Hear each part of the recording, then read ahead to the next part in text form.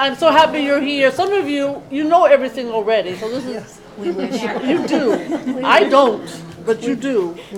So I want to thank everyone for joining us. There's a lot of discussion out there because we have the opening of the art gallery for this particular group of paintings. And Carol Arbor's out there, Barbara, just so you know.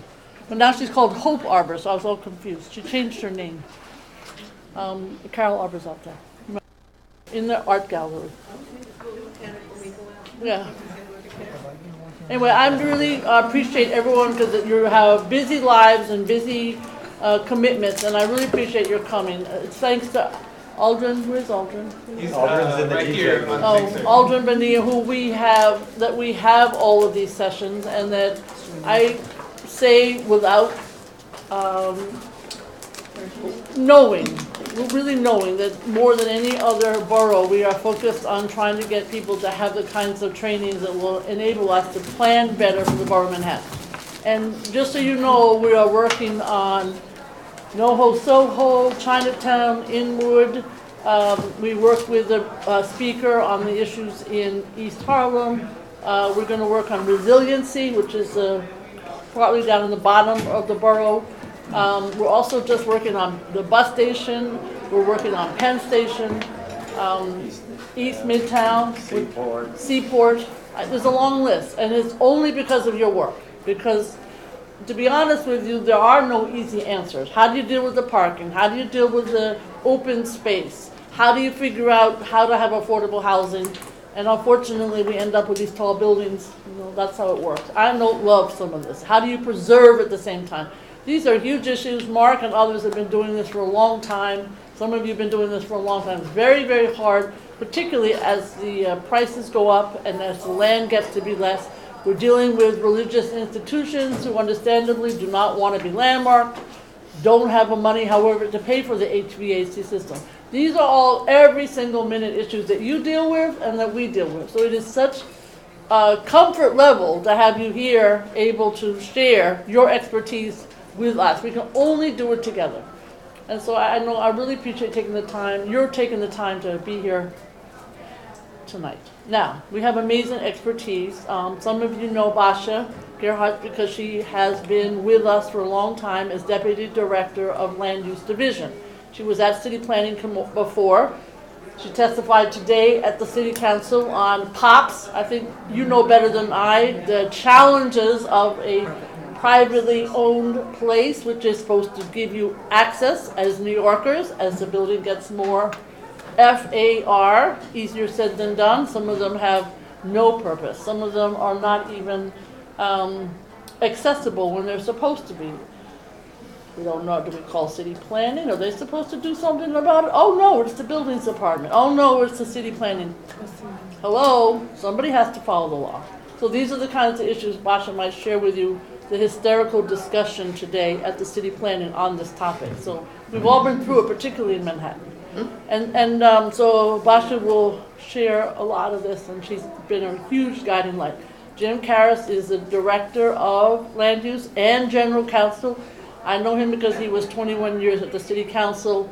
To be honest with you, he could be Corporation Counsel, as far as I'm concerned, in the city of New York. He has that kind of expertise and knowledge and intelligence. So have a great evening.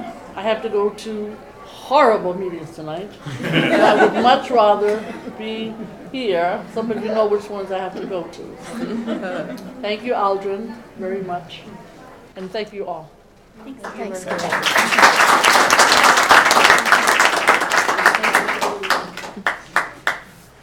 Good evening, everyone. Everyone is sufficiently snacked up with treats and liquid? Okay, good.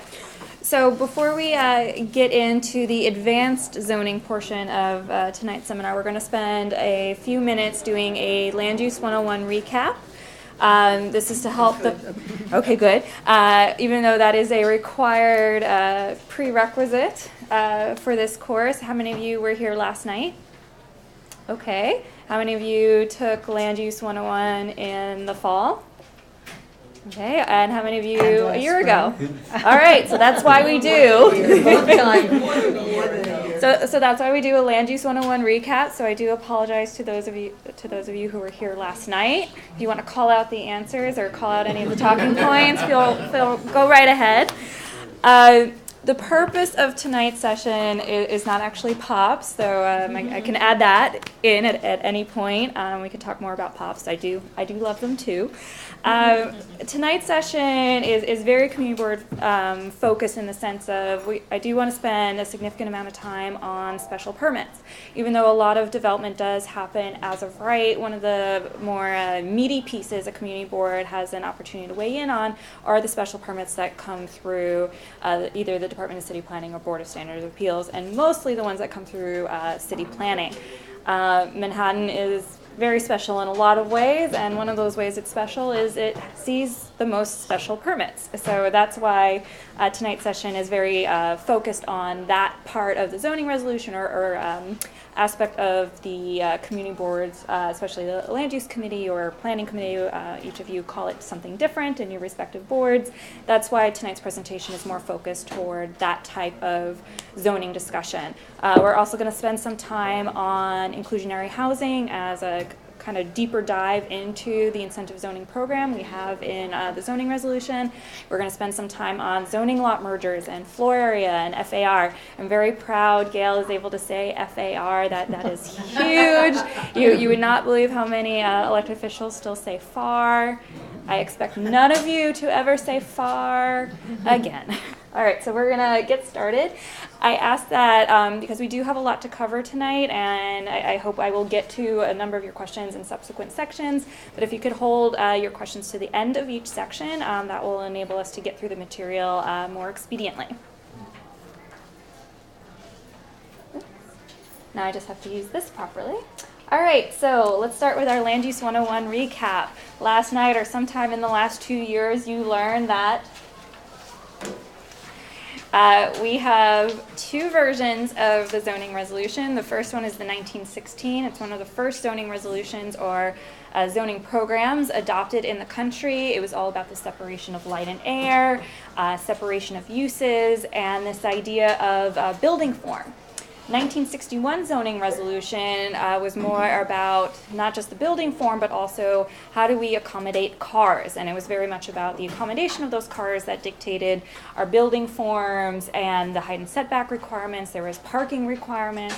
Obviously, things have changed since 1961 on a number of levels, whether it's about our POPs design standards or our parking requirements or even our height and setback requirements, our affordable housing requirements. All these things have changed, but technically we are still using the 1961 zoning resolution.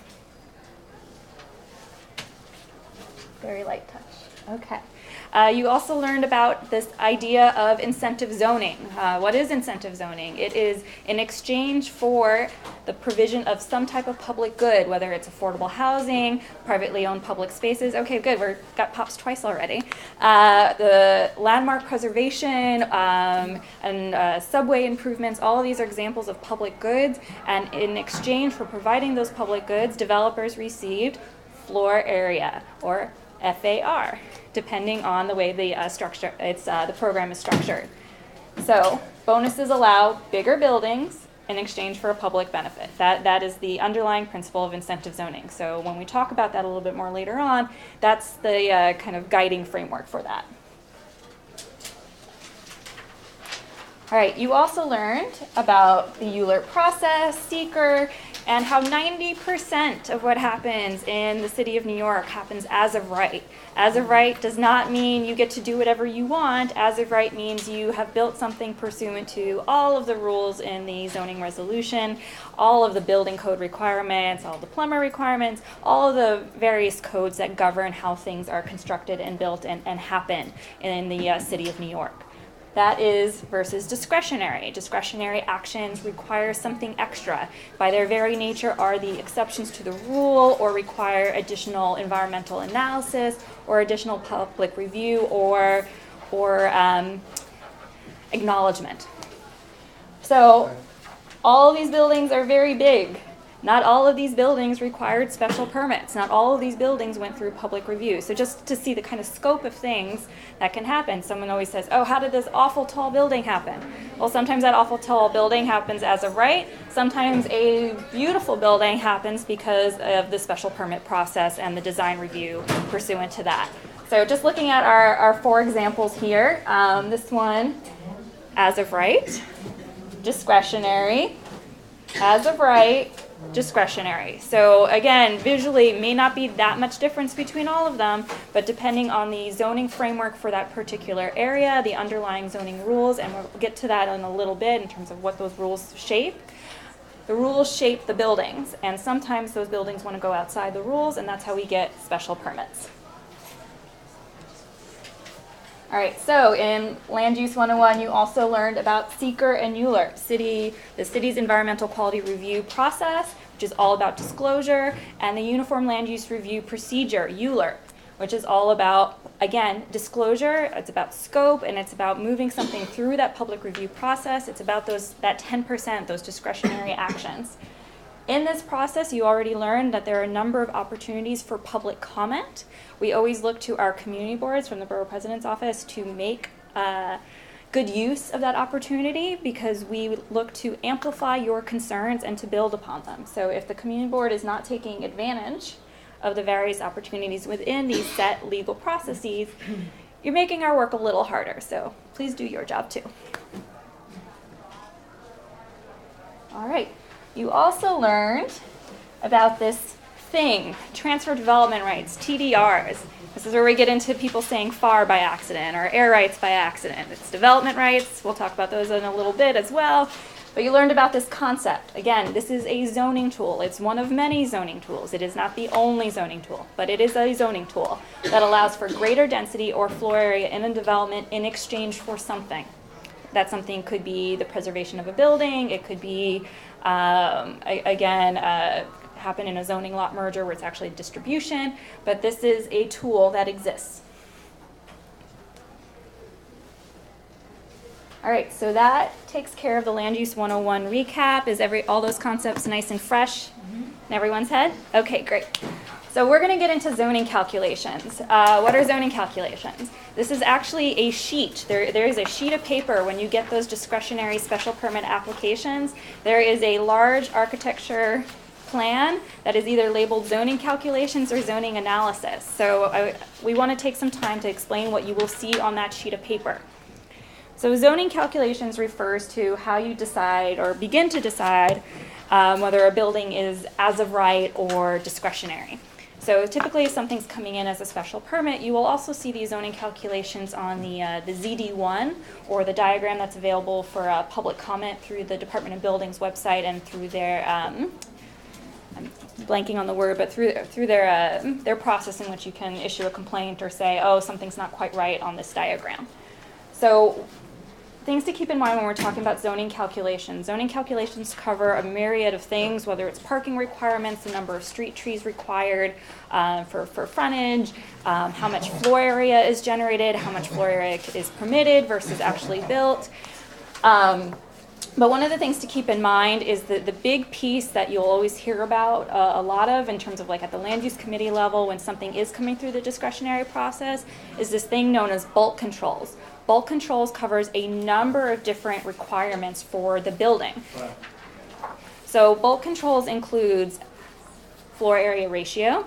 It also includes open space and height and setback requirements. So something to keep in mind when we talk about height factor versus contextual districts, something else that was covered in Land Use 101. Height factor districts tend to be regulated by open space requirements and height factor. Contextual districts are regulated by height and setback rules and yard requirements.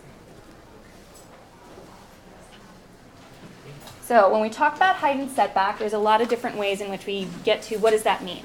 So there's street wall and street line, there's base height versus building height, and there's sky exposure plane. So let's break these out one by one. The street wall is that portion of a building that is coincident with the street line. So the street line is not where the sidewalk starts and ends. The street line refers to the entire mapped width of a street.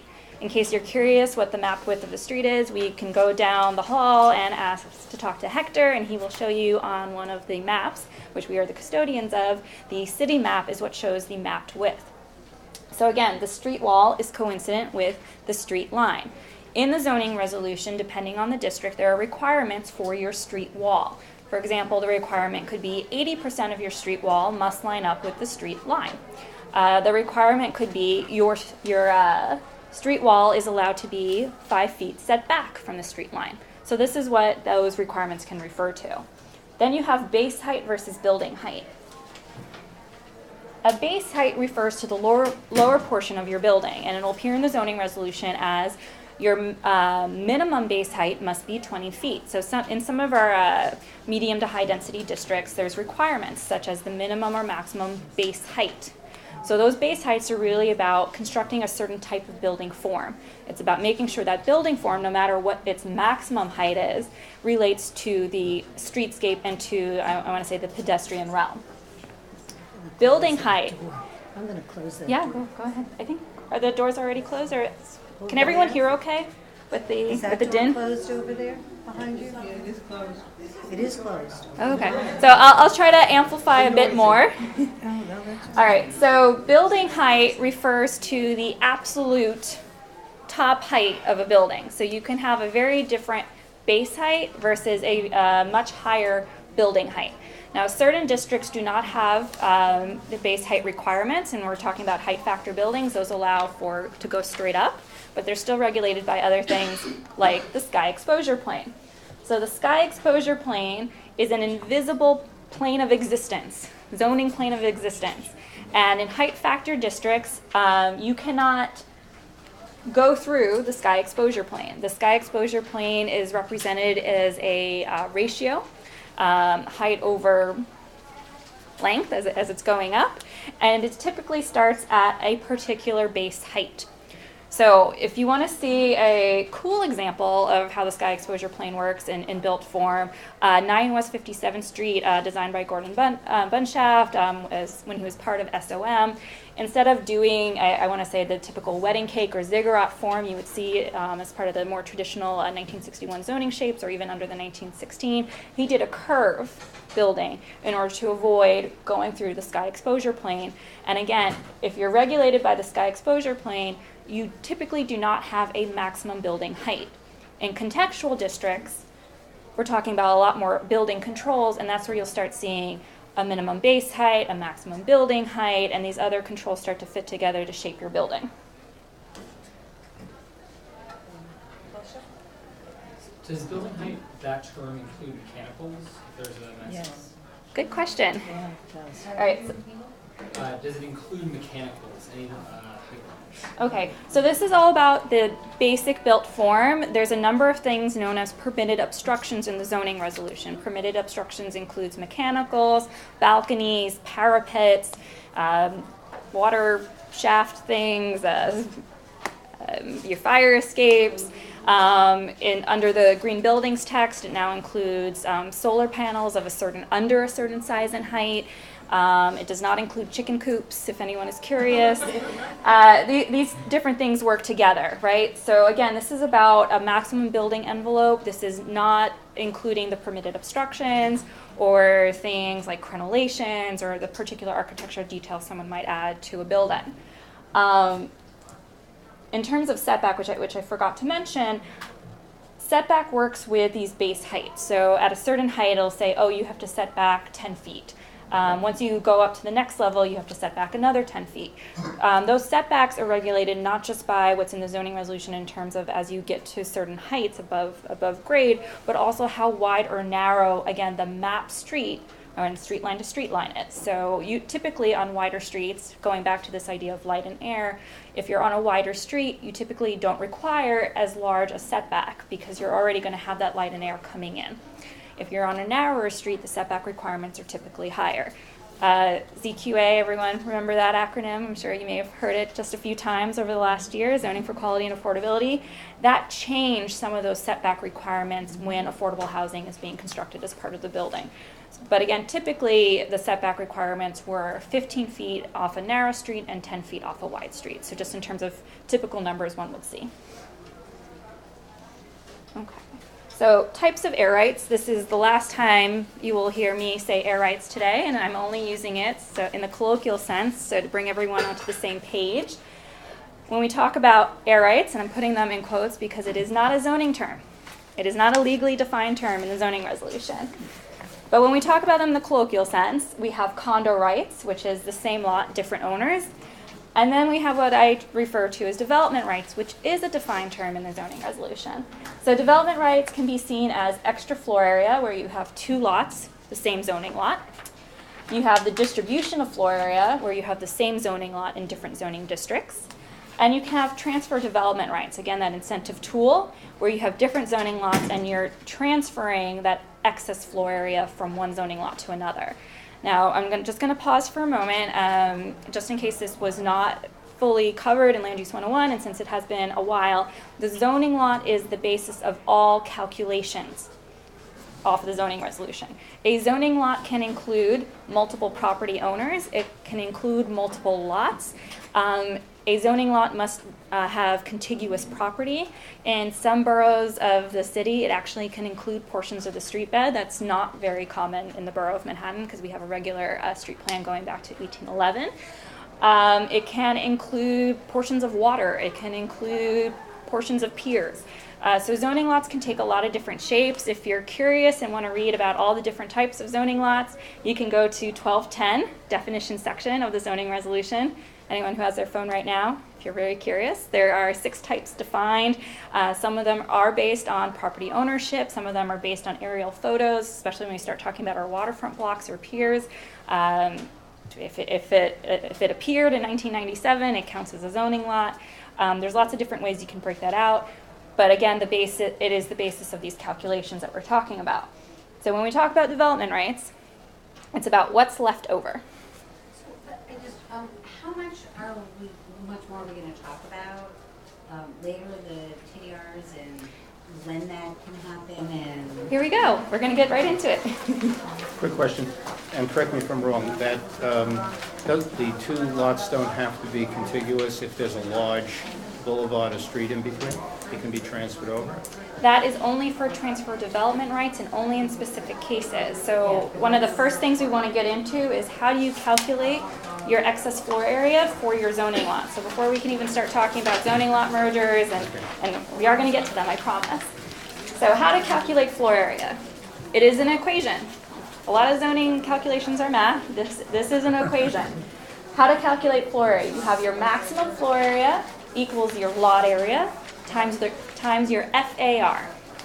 All right, so maximum floor area minus your existing floor area is what gives you your available floor area. That is your excess floor area. That is your extra development rights that you can transfer or merge. So in our example, we have an R8B district that has a 4.0 residential FAR. The interior lot coverage, so again, going back to all these bulk rules come into play in terms of how they shape your building. In R8B districts, there's lot coverage requirements. For an interior lot, you cannot exceed 70%. And you have a 30-foot rear yard requirement. Again, no open space requirements. It's about yards and lot coverage. So that actually gives you 30 by 70 to play with in terms of building your development. Your lot area is 30 by 100. That gives you 3,000 square feet lot area. Again, maximum residential floor area is 4, so 3,000 times 4 gives you 12,000 square feet. The buildable lot area is 2,100. Why do all these numbers matter? If you are trying to figure out whether someone is going to merge with someone else, or you would like to merge with someone else and have access to extra development rights, these are the basic calculations someone must do to figure out whether it is worth their time to merge or transfer, or whether it'll be worth someone else's time to merge or transfer when you're looking at sites in your neighborhood. And these are calculations and numbers anyone can get off of the internet. So the FAR You can figure that out for your zoning district based on one, looking at the zoning map for your neighborhood and for that particular block. You can access that off of Zola, which is an application many of you will learn about in the open data session if you've already taken that. If not, you just go into the Department of City Planning website, enter into Zola, you can enter an address, you can pull up what the zoning district is, you can go into the zoning resolution, pull up the FAR. In Zola, they actually already tell you what the FAR is for residential, so it's very easy. It'll tell you what the lot area is in Zola. You can also figure that out by multiplying out the numbers off of the tax lot. And you can do this math. Anyone can do this. You just need a calculator. If you can't do it in your head, I can't. I always need a calculator. But it is doable. All right, so once you have your floor area calculations, you can start to figure out whether someone's going to do a zoning lot merger. So why would someone do a zoning lot merger? And what is it? Zoning lot mergers are literally when you take two separate tax lots or two separate zoning lots, and sometimes those can be the same thing, and you combine into a single zoning lot. So a zoning lot merger can still maintain different owners, typically two. And it is worth someone's time to do a zoning lot merger when there are no height caps. And the reason it is worth that is, again, going back to the bulk controls, if there's no height caps, that gives you a lot more flexibility in how you can play with the density you can get from these mergers. So in this example, we have an R72 district. We have a residential FAR of 4 on a wide street and 3.44 on a narrow. So there's lots of different rules baked into the zoning resolution. Again, if you have a zoning lot that encompasses a larger area, that means you have more developable floor area to play with. So in this example, we have two adjacent lots. One of them is a corner lot. Just so you know, corner lots have different lot coverage requirements. Again, more flexible. You have two adjacent lots. So maybe today, this particular building, the one in yellow, is underbuilt.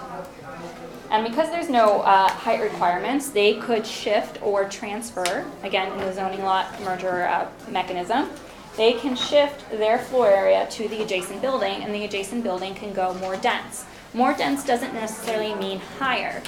More dense could be, again, going back to Land Use 101, where you saw the different permutations of density. It could mean 100% lot coverage, it could mean 50% lot coverage, it could be 75% lot coverage, and that all had the same FAR of 1. So here, you get to start playing a little bit more with your development rights.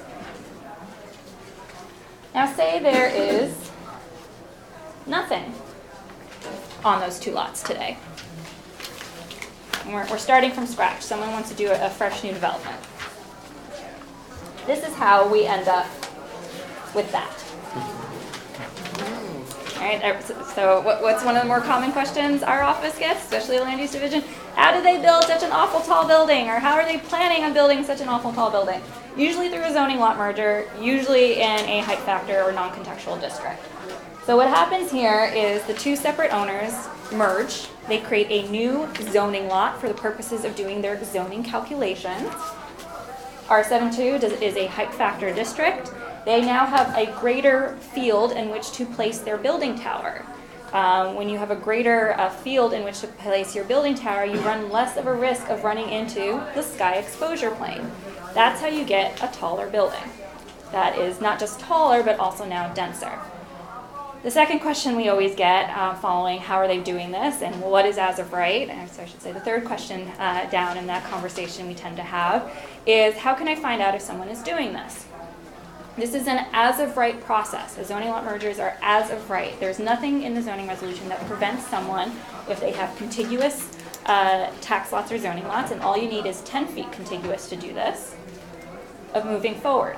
Now, what happens once someone proceeds with a zoning lot merger, even though this is an as-of-right process, how the community can figure out what's going on is two things need to happen. They need to establish a new site plan or new zoning diagram, especially if they're building a new building, to the Department of Buildings. The corollary to that piece is a zoning lot development agreement, or sometimes they'll just call it a zoning agreement or a restricted declaration. A piece of paper gets filed at the Department of Finance and then is uploaded onto ACRIS once it's officially recorded, showing what the new boundaries of the zoning lot are. So how does this all play out? If someone does something they're not supposed to do, looking at you, developer, on 88th Street, and subdivides, right, because this can work both ways, and subdivides their zoning lot, there's nothing preventing someone from making their zoning lot bigger. You are not allowed to subdivide out of zoning requirements. So this is one way for something like this to happen. Sometimes people will try and do it another way. That way is not allowed. This way is allowed. All right, so that takes care of zoning lot mergers, and then we can take questions on that A piece. quick question about the base. Was the reason you chose that illustration of the base having to do with the control of the FAR? Because one of the things that's being talked about on the avenues, for example, where there's no height restriction, to get more light and air and more livability is to put these buildings on bases. So what was the reason? Did you choose to have a base there because on that corner it couldn't be built to the lot line? It couldn't take up the whole envelope? What's the reason? This was because we thought this looked better. Okay. Because under the rules, you have I'm flexibility. ascribing too much. Yeah, no. So this it could have been to the lot line all around, It could have and it would have been as of right. Yes, because Okay. this is a corner lot. Yeah. Corner lots in our 7-2 districts, and in this example is only on a wide and a narrow street, so again the setbacks would have squeezed it a bit, but we could have done a larger base because we were allowed 100% lot coverage as long as this lot was within 100 feet from the intersection on either side. And again, these are how all the rules start to play. When we massed this out, we thought this looked a little bit better. Okay, But there's a lot of Doesn't different matter, permutations. okay. They could have done someone could have done a shorter squatter base and then done this. But if we're talking about Manhattan residential market, they tend to want less units per floor. You only want a single core. Again, just in terms of the deductions and what makes sense from like an economic standpoint and a construction standpoint. What makes sense is a more compact tower that goes higher because these units are more valuable than squishing down. But yes, you can absolutely do different permutations. Just in the R7-2 district, there isn't that incentive to do that more contextual, squatter building that would necessarily match the existing context. Well, and it couldn't go as high at the property lines either. or Exactly. the street line, because it would hit the sky exposure plane. Yes, very So good. That's why it's set back. Yes. Can you go over one more time the difference between that which is correct and then your example that is wrong? Yes. So in this scenario, someone combined two zoning lots. In the wrong way, someone, or a development team, or someone up there in that office, subdivided their zoning lot as a way to get out of the height requirements and the base requirements and the street wall requirements. So that is something you cannot do. And the zoning resolution is very clear on that point. You cannot subdivide out of zoning requirements. There is nothing in the zoning resolution to say you cannot add to your zoning lot to do more. So they separate, they were saying like, instead of one zoning lot, it's two now. Right, and it's You two. invented it. Yes. Got it. So I actually had two questions, and they both might be a presentation on their own, so like do whatever you can. One is, again, about the TRs. And I mean, we have some real specific, our team or our committee has some real specific questions about kind of like when can it be done, like under what circumstances, where, across a major street, like 14th Street, for instance. By whom, like to what, because I know that there are limits as to if there are certain kinds of like community uses, they can be done, and how far can they go, and so that's one question. That is its own presentation, but we do cover some of the examples of TDRs a little bit later on in this presentation. And then the other question is more about the sky exposure plane, and my understanding, like you're trying to stop shadow. right? Like, that's what the purpose is that? No, so the zoning resolution allows for shadows, and that is one of the impacts that's actually analyzed as part of the disclosure statement that is environmental review. There's nothing preventing shadows, it's all about maximizing light and air, but it accepts a certain amount of shadow.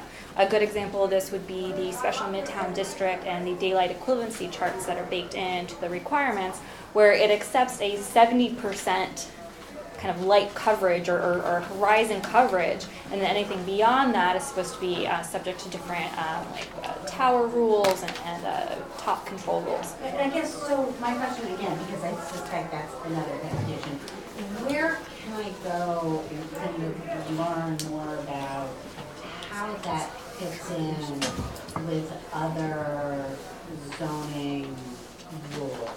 Okay. Because, you know, something like is something as of right, but it, like does sky exposure plan issues not even apply to them?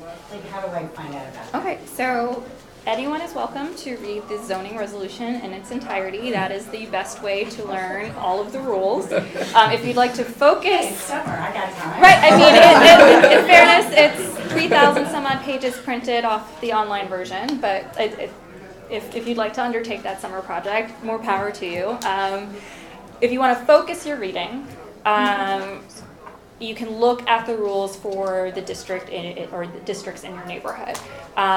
So for Manhattanites, you can probably skip all the rules for R1 through R5 zoning districts. They do not apply. There's a couple R5Bs, I believe, in the West Village.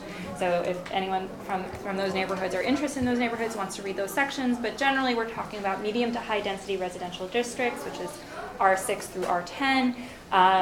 We have the multitude of manufacturing districts, M1 through M3, so you can read the, and the way the zoning resolution is organized, if you want to read about the residential rules, that's Article 3. If you want to read about the commercial rules, that's Article 4, and the manufacturing are Article, actually, sorry, residential's 2, commercial's 3, and manufacturing is 4. If you have a great interest in parking citywide, you can read Article 5. But I mean, but this issue cuts across all of those. So is there a way that I can kind of learn about this rather than learning, like, I don't need to learn everything. I mean, R12 is very important for a specific issue. I don't need to learn about that. Like, what I want to learn about are sky exposure. Is there a place that I can go to do that? The zoning resolution explains what sky exposure planes are. Each district is it like in a definitions area? It's in multiple places because it's such an important term in the zoning resolution and is applied in different ways. So for each zoning district in the medium to high density districts, there's different sky exposure plane ratios depending on what the district is. And remember, none of these work individually; they all work in concert together. So the question you're asking is like, I just want to learn about this. In my opinion, it's a holistic look.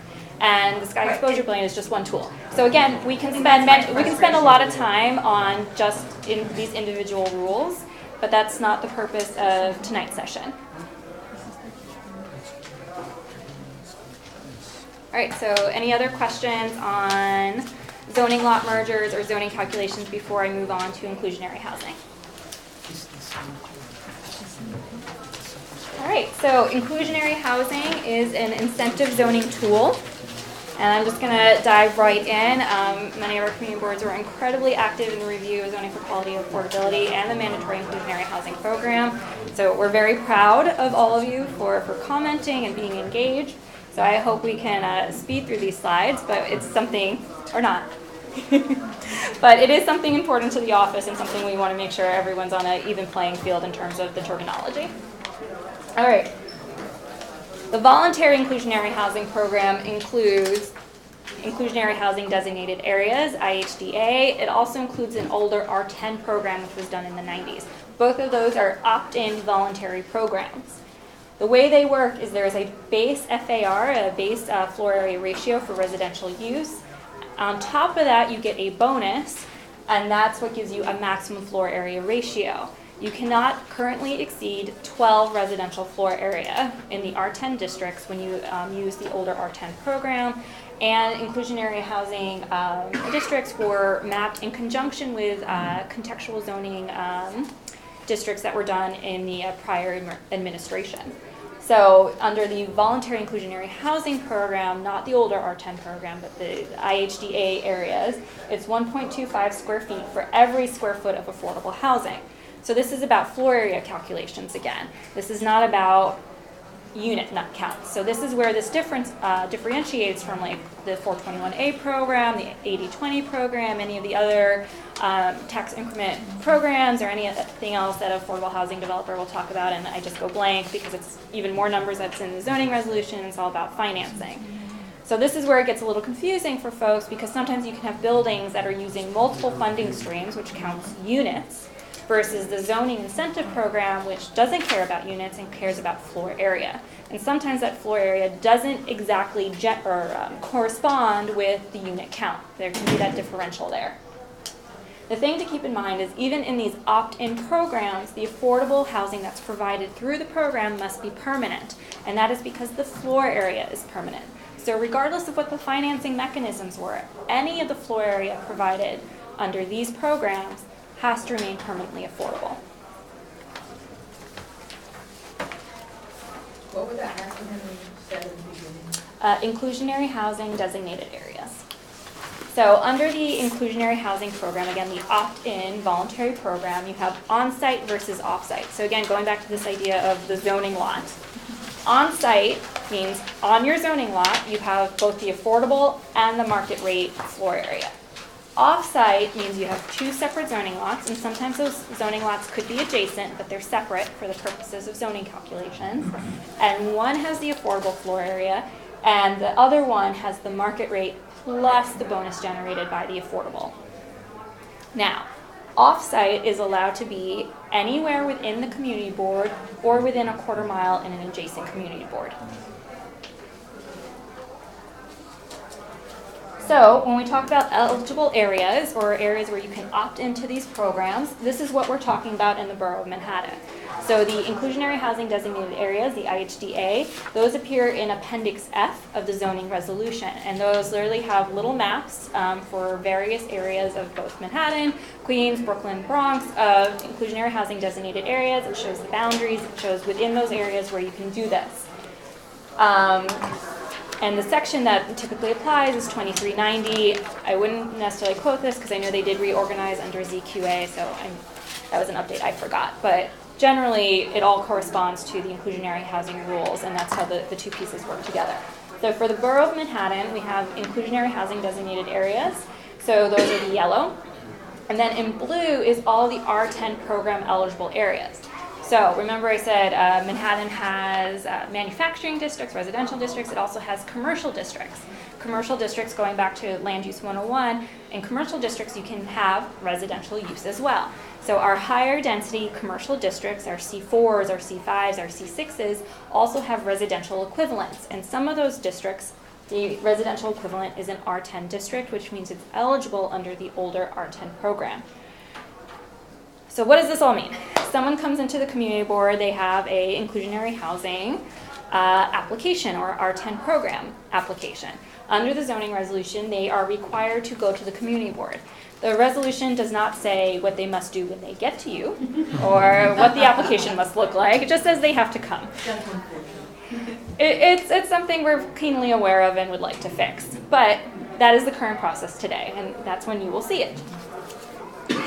We also now have, as of March 2016, a mandatory inclusionary housing program. The text amendment that went through was program design. It has not yet been mapped other than also as of this spring in East New York. So what does this mean? The mandatory inclusionary housing program will be applicable in the future to all rezoning areas that add significant residential density. We're not exactly sure what this means technically. We're going to be working on stretching that definition as much as possible. But generally it means if you're going from, say, an R7 district to an R8 district, or at least we hope, because that does represent an increase in residential floor area, that the mandatory program would apply. It applies as of today to special permits, or so we think. And those are special permits. They have established special permits that are changing the use, say, from manufacturing to residential. And now what the question before us is, does it also apply to special permits where we're shifting floor area or allowing for the distribution of floor area or greater floor area than that would be permitted without that special permit? But in general, this office, Gail, supported the mandatory inclusionary housing program, was the only borough president to do so from the offset because she recognizes the importance of mandating affordable housing for this borough and for the city, and because we would have a chance through special permits to realize more permanent affordable housing. Again, going back to our map, while wide stretches of Manhattan have the opt-in program, it's still an opt-in program. No one is forced to do it. Under mandatory, it means you must do it. So our two areas for rezoning, or opportunity areas for applying the program for changing residential districts currently, will be as part of the East Harlem Neighborhood Plan as that moves forward, as the Department of City Planning moves forward and the other agencies move forward with developing a zoning framework for that neighborhood, and in Inwood, which is another area cited as an opportunity under the Mayor's Housing Plan and through his State of the City speech. So, mandatory inclusionary requires a set percentage of permanent affordable housing. There are 4 options available in the program, and those are options that the community board can recommend during the rezoning process. The borough president can recommend a particular option. The option is set by the council member. It allows for a payment in lieu option for certain buildings. So, my last bullet here is minimum thresholds apply. Even if you're a building in a mandatory inclusionary housing area pursuant to one of these future upzonings, it does not mean you must provide affordable housing if your building is less than 10 units and less than 12,500 square feet. So if your building is more than 10 units or more than 12,500 square feet, you must do mandatory. If you're between 10 and 25 units, you have the option to do a payment in lieu. So thanks to negotiations and commitments made by the various agencies to the borough president, we ensured that any funds generated in a particular community board will stay in that community board for at least 10 years, and the funds never leave the borough. It is not fair if, again, we're required to have the greater density that we don't get the benefit of that affordable housing that came with it. So the fund rules have not yet been promulgated, and this is not something that's been tested yet in terms of how are we going to gather the funds, how much money should be paid in lieu. But this is a good baseline, and it's something that you'll continue to hear more about. All right, so that concludes the inclusionary housing portion.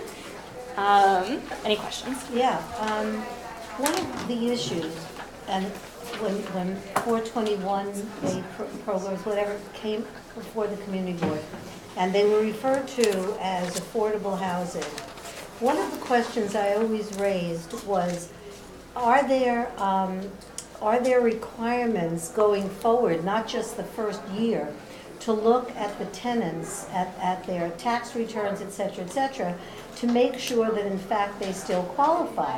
Because what I was hearing was that it was very rigorous for year number 1 when somebody moved in, but then if you didn't test for it again in the subsequent years, somebody could live there who could well afford other houses. Yes. So what are the requirements there for Yes. testing? So the requirements are rigorous. They're part of the regulatory agreements that HPD does with these buildings. The issue is enforcement and monitoring and transparency of all of those agreements and all of those rules. So that's another thing that's very important as part of, I want to say, the commitments and the changes the City Council did for the mandatory inclusionary housing program, is this idea about annual reporting and monitoring and more transparency to these transactions and to what's going on. Under the rules today, each building is supposed to designate a monitoring agent who's supposed to be responsible for going through the regulatory agreement and making sure all those pieces are followed. Yes. Oh. And you were mentioning that that you could do the buyout of the one program, and they would have to keep the funds in the community board for 10 years. Why is that?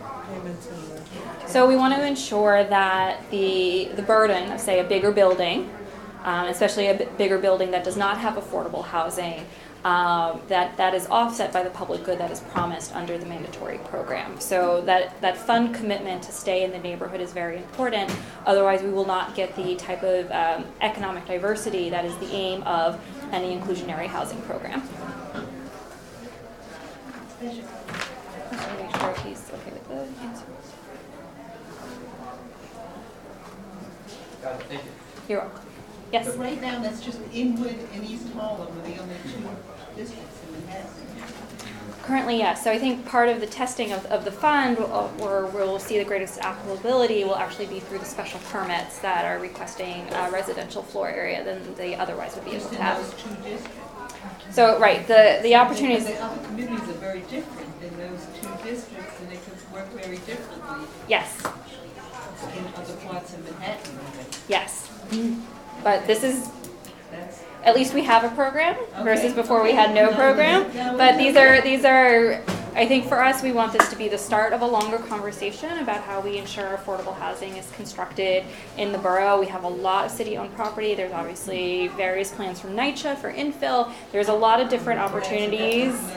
Right, and all of these have its own basket or bucket or barrel or large suitcase of issues that come with any of these individual sites or entities. But for us, it's the start of a and conversation. of course, what's affordable is very different. too. Yes. What happens to that fund after 10 years if it's not used? Right now, the way, again, the rules have not yet been promulgated. We are very excited to see how the rules are promulgated and want to monitor that carefully. The goal should be that after 10 years, first off, there should have been annual reporting to the community board in which the fund was generated, saying, oh, is the community aware of any opportunities for this fund? Are there particular priority projects the city is moving forward with that you would like this money applied to say, drive down the level of affordability or say increase the number of units? Like, these are different ways the fund could be used. At 10 years, it's supposed to go back to the community board for a final referral. Hey, any last chance, any last projects? After that point, and again, this is part of the discussion I'm sure we'll hear about once the rules are put out by HPD for public comment, it needs to stay in the borough. I mean, for us, we would like some type of geographic buffer where, again, it's very important for nexus reasons that if the funds are generated, say, in Community Board 3, that the funds don't necessarily go to CB12 because, again, CB3 or Community Board 3 is the one that has the additional market rate units now and it's supposed to offset. This Yes. potentially could create economic discrimination in terms of area, because in this part of the district, there's going to be the market rate, and the money's going to be thrown someplace else. So is that understood? And second part, HPD will determine where the money goes? HPD right now is supposed to be the lead administrating agent or the fund owner. It was very important to us to build in community board input and referral, and that is something we're going to continue to monitor. Again, the rules have not been set for how the fund will be administered, monitored, run. None of that has been set. All the mandatory program does with the zoning checks right now is require there to be a fund. So these are all pieces that need to get worked out. Of course, there's opportunities in any fund situation or any affordable housing for it to be concentrated in one place or another. That's why for us it was very important for community board input to be baked into the process moving forward. Marie, and then. Is there any information available about when the HPD rulemaking process will take place on mandatory inclusionary? I am reading the city record every week. It is not my favorite task. I would hope that their intergovernmental affairs would send us an email or a phone call or maybe even walk over. We're not that far away. So the question was, when will we find out if the rules are being promulgated for the fund? The city agency, any city agency, when they're promulgating rules for doing business, they must post it in the public notice. That public notice appears in the city record. It's available online. You can Google NYC city record. Most folks don't read it. That's why it's not our preferred method of public noticing. But that would be the bare minimum they would need to do. Of course, we would hope they would do more than the bare minimum. But just in case, I am reading it. So in the area that was on the map that was all blue, that's now program eligible. That is R10 program eligible. It is not folded into the larger program, which we would like it to be, and it is not mandatory. It's opt-in. But will that stay, will that stay opt-in? For example, on the map that you had in two tones of red, you had Inwood and why are there two shades there? What do they represent? These two shades for this map Yeah. denote the areas that are potentially going to be subject to the mandatory program as part of a rezoning. Okay, now is that different? I know that the red is currently mandatory, but does the pink color correspond to the blue? No. on that? Oh, okay. No, So they're showing that's- two different programs. Okay, They are two different programs. okay. Eligible areas refer to the voluntary programs, and again, there's two: the inclusionary housing and the R10 program. There's two opt-in programs. The R10 program is older. It has a more generous floor area bonus, less strict rules about building segments and different things like that, versus the inclusionary housing program, which was mapped in conjunction with typically contextual districts. But what is the aim here? If it's currently R10 program eligible, is that a temporary situation? Is there an aim to bring these in so that they become mandatory? We have requested that the Department of City Planning and the administration study ways to make the voluntary programs better. There's a number of issues with the current programs. We spent a lot of time doing research and talking about this. You're welcome to look at, again, that's easily a separate hour presentation, an hour discussion on the constraints and problems with the existing programs. For tonight, we just wanted to focus on these programs exist. You will hear about them. We're happy to schedule another seminar just on the fine pieces of all these three programs. But yes, they have existing issues. One of the existing issues is obviously they're opt-in, and not everyone opts in. That's a very different scenario than a mandatory. That being said, if we're talking about an R10 area, an R10 program eligible area, there's nowhere else for us to go in terms of increasing the floor area incentives. They're already maxed out at 12. That is the cap in the multiple dwellings law.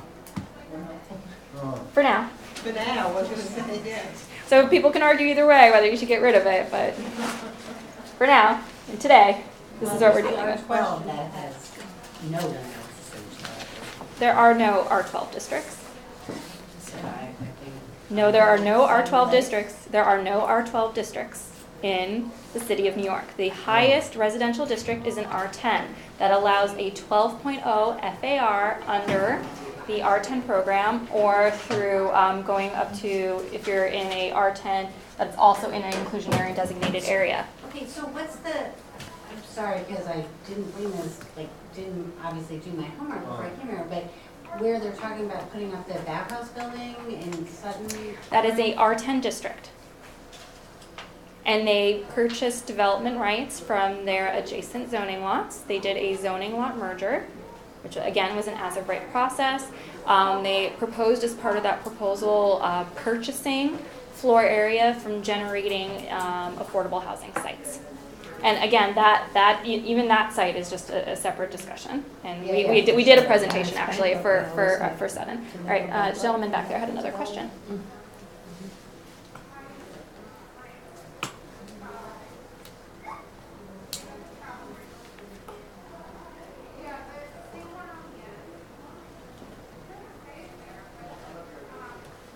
Okay, so going back to the money that's entrusted to the community board for 10 years, is that reviewed by a commissioner or by City Hall, or who's reviewing their spending? Or is there some type of approval that they're required, or oversight? We don't know yet because the rules haven't been written. So the zoning resolution rules that were passed by the city council that created the mandatory program said there needed to be a fund. We made sure in the zoning text itself that it said the money had to stay in a community board for 10 years and could never leave the borough. That's as far as we got in terms of that particular zoning text. The HPD is the lead agency for the fund, and they will have to write rules for how the fund will operate, who will oversee it, who has final sign-off, and all those different pieces. So we're happy to hear from the community boards on this in terms of if they have specific ideas so that we can follow through as those rules go through what is known as a CAPA, or a city administrative process for rule adoption.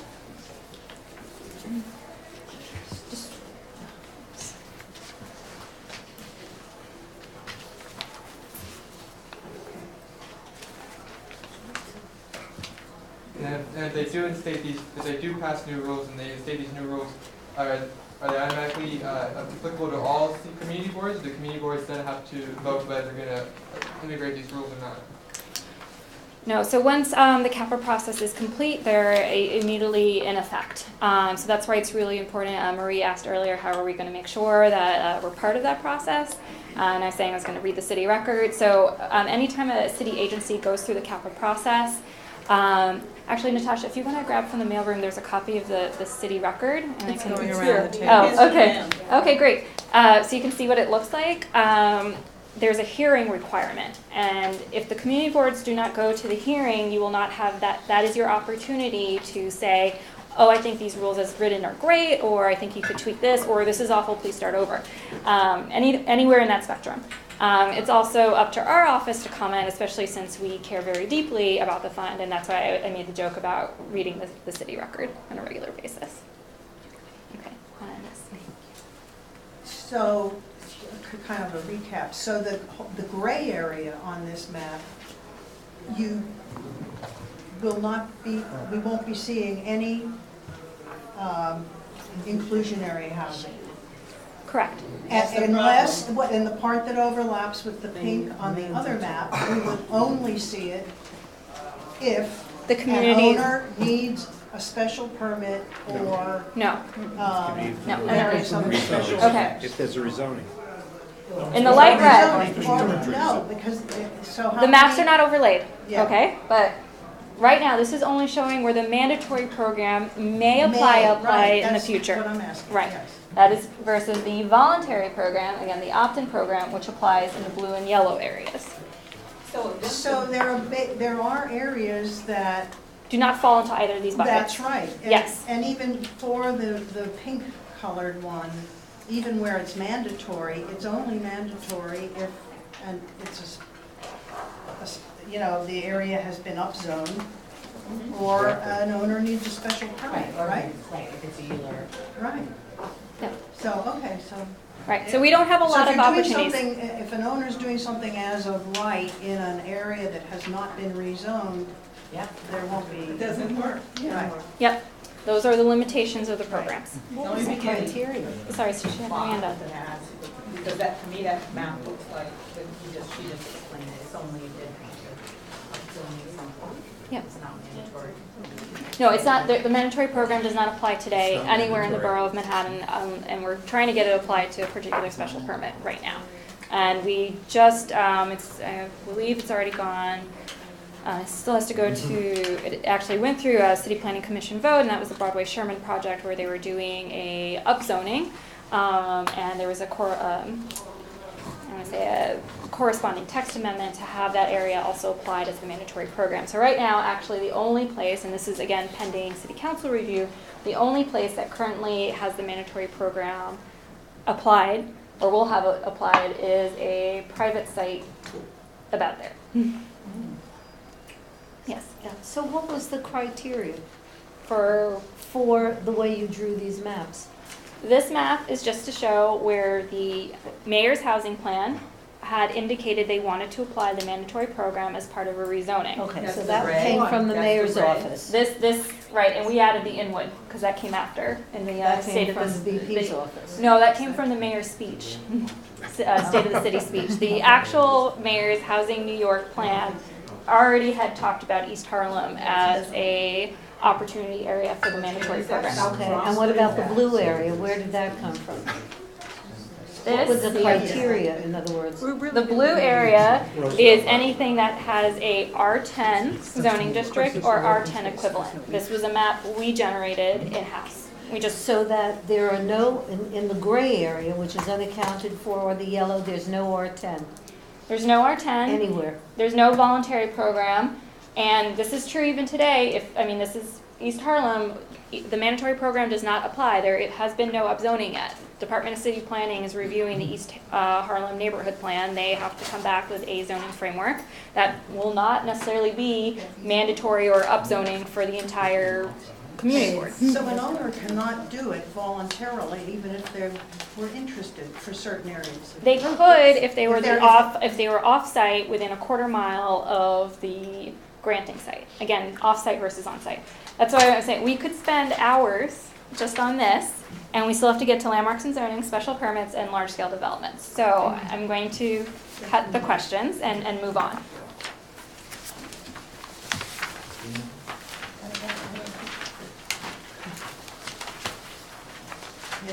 But all the questions do speak to why it's complicated, why there are a lot of discussions. An understatement. And we can, since Aldrin's here, we can add that to the list, wish list of classes for the next round.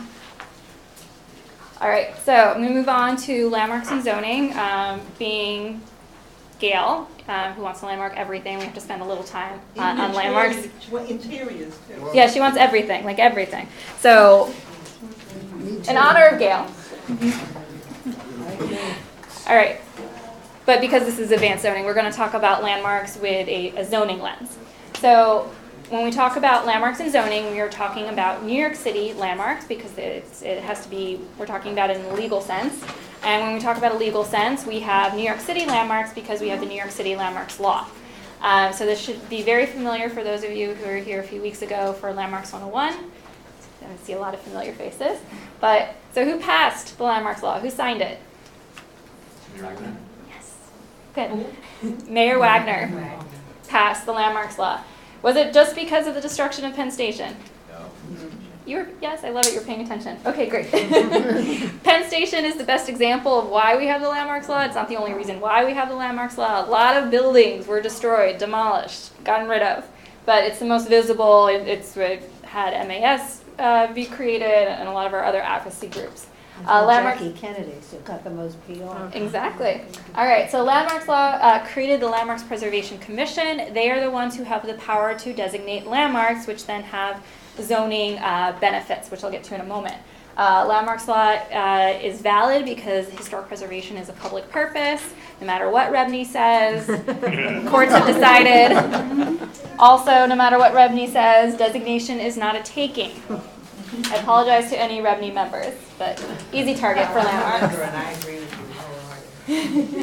So New York City landmarks, again, these are any, this could be any building, property, or object that has been designated by the Landmarks Preservation Commission for a number of criteria. And by criteria, we're talking about significance in terms of its historic, aesthetic, or historical value as part of the development heritage or cultural characteristics of the city, state, and nation. What does all that mean?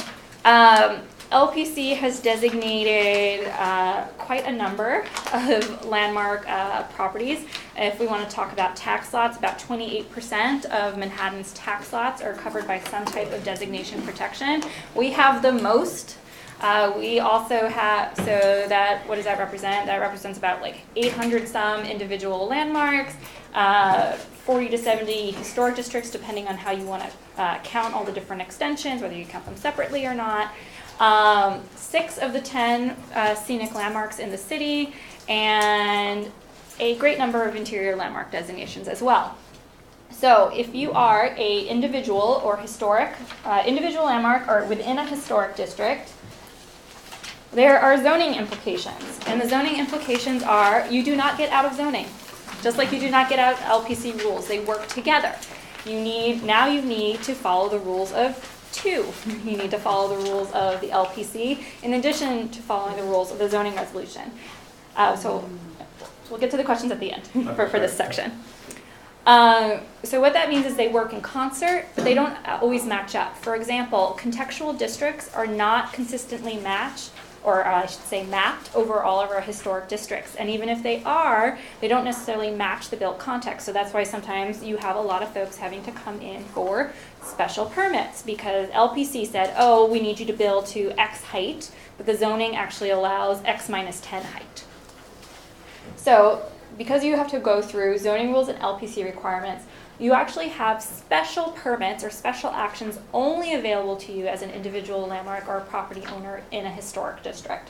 And that's considered zoning relief. So those zoning reliefs take the form of 3 special permits. So So the first one is 74711.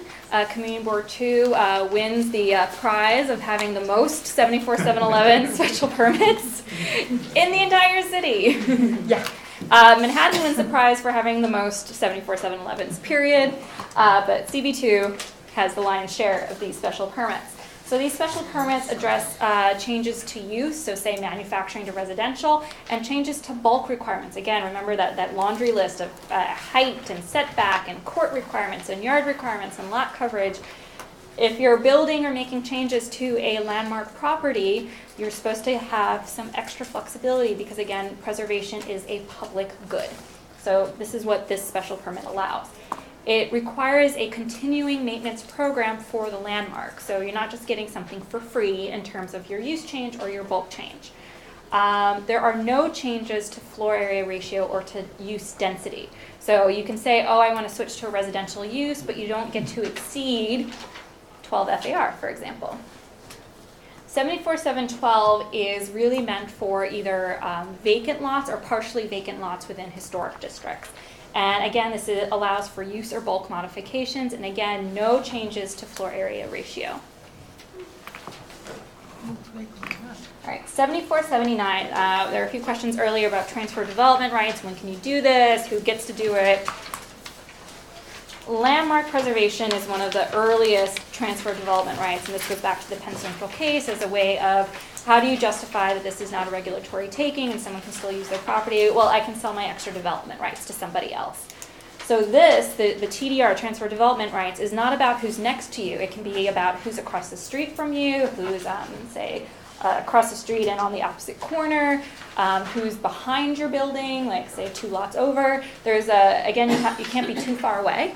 And that's something we're going to explore with the recommendations from the East Midtown Steering Committee, as that comes through the process. Can we allow for the transfer development rights of landmark properties district-wide, right? We're going to test that. But when it comes to landmarks, right now, it's very much within a very set geographic extent. And another example of transfer development rights for a landmark purpose is in the Special Midtown District in the theater sub-district. Mm-hmm. The individual theaters themselves are not actually landmarked, but they're on a list. And the reason this was done was part of what makes these theaters is the active theater use inside and out. The if you have to go to LPC every time you're doing a new show because you're putting up a new sign or changing the lettering or changing your banner or changing your set design because all of a sudden you're going from Shakespeare to a Broadway musical, they're very different lighting requirements. It was seen as a severe burden on the theaters to have to go to LPC for all of those different changes. So instead, they protected the theaters in terms of their scale and their use with the creation of the sub-district, and this allows for transfer development rights in a larger corridor as well. So it's through these two pieces that landmarks have greater flexibility. So the thing about the 7479 special permit is that it's really a free check in a lot of ways for the transfer. I guess no, it's okay. I'm excited. Everyone's excited about landmarks. It's great. So with the 7479 special permit, the flexibility that is given if a receiving site accepts the development rights from the landmark is that special permit allows for increases in floor area, changes in use, and changes to bulk requirements. It is a very flexible special permit. That being said, it has only been used a dozen times. So it is a relief valve, but not one that is typically used. And it's because of the challenges of finding receiving sites within that set geographic area. All right. So that was very quickly landmarks and zoning and how the two work together. So we'll take some questions on that. You've been waiting very patiently. Question is, are there any federal landmarks in the city? Yes. So on the state and national register, and you should come to Landmarks 101 next time. Okay. We have Manhattan itself has over 500 listings on the state and national register. Okay. Thank you. You're welcome. Yeah, I thought that the 74711, isn't there a restoration component to that? Yes, that is the continuing maintenance program. But I thought the continuing maintenance can be sort of like local law 11. That's continuing, but I thought it had to be an actual restoration of something problematic, you know, in the landmark. So if you'd like to hear about all the problems with how, whether this is enough, and the language in the special permit says, is it serving a preservation purpose? You can read my thesis, actually, if you really want to dive into this. I really do. But for those of you who don't want to read my thesis at Avery Library. This comes up as an excuse for a lot of things. I would like very much to know the details of that. Okay, so preservation purpose is not a defined term in the zoning resolution. It is a phrase used as a finding for the special permit. And we'll get, actually, in very shortly, we'll get into what findings are and how the community board can react to them more effectively. Preservation purpose not defined in the zoning resolution. LPC does not have it defined in its rules. It is meant to provide flexibility. So the question is, has it been used too freely for some of these special permits, some of these 74-711s, through that special permits legislative history? The importance of the special permit is establishing the continuing maintenance program. Remember, this special permit predates local law 11, and it expects, I want to say, a higher level of work than you would have to do under local law 11. And unlike local law 11, this requires approval of this plan by the LPC. So when these special permits go through, part of what happens at the approval process is a restrictive declaration is recorded against the property detailing all of the work that they must do. As part of this continuing maintenance program, there's also a reporting structure built in where they have to go to LPC and say, yes, we're up to date on recaulking the brick and making sure all the metal work is not rusting, and we've replaced all of our windows, and oh, here's our separate window plan, and if we're going to do the following interior renovations for, say, the boilers, the local law 11, here's our plan to make sure that we don't bust through this wall as part of the courtyard. And it's a little bit more intense than what we would see under just, when I say the typical city council law for a typical building. Yes. Sorry, the man in the white shirt, and then we'll... Okay. If there were an upzoning in an area that contained a landmark property, could that landmark property, which may have already transferred its development rights, revisit and transfer what otherwise would have been their development rights if the upzoning had occurred earlier? So it would be the differential between what was previously permitted and then the new realized floor area. Yes. They could do this. Yes. And anyone could. If an area was upzoned and they had already transferred a certain amount of development rights, they could have... Well, no, those development rights become extinguished for that property, so it's not like they get to start from fresh, but again, you run the calculations and it's okay, it's the next increment. Okay, yes, now we'll distribute it.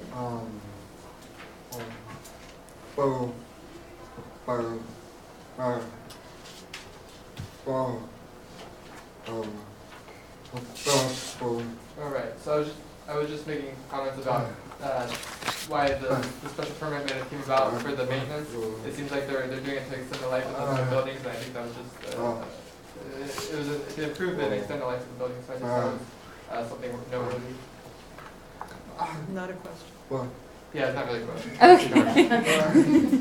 Right, so something to keep in mind with 74-711, this is one of the older special permits in the zoning resolution. The continuing maintenance program requirement predates local law. It also predates, for a long time, someone could just not take care of their building and DOB would come in and say, oh, you have to demolish it because now it's a public safety hazard. That was referred to as demolition by neglect. That is no longer allowed, but it was. So this is why this permit was really important for so long, and that we would argue continues to be important, given that DOB acts how it acts sometimes.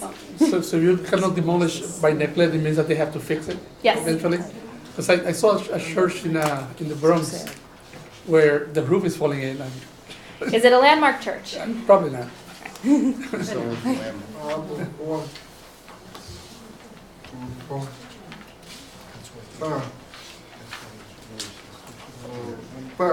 Right, yeah. Talking about this church, I just saw on the news that there was one church that was burned down. If that was labeled a landmark, if it was burned down, would they rebuild that landmark, or what would they do to that area? The Vecina church. Oh, the Saint Salvo? Yeah. I believe it is on the state register though. Wait, so that's a different that's a different ballgame. So under New York City law, whatever they would go, like when something becomes a landmark, the zoning lot itself is designated. So say a building burns down or a hurricane happens or something like the building next door collapses onto it, which actually happened on Reed Street.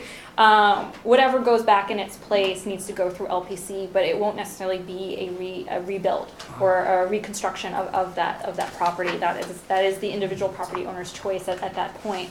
LPC can make recommendations, we can make recommendations, the community board can make recommendations, but that's one of those extenuating circumstances where... And they probably have a really hard time getting something crazy through ULURP after, if, you know.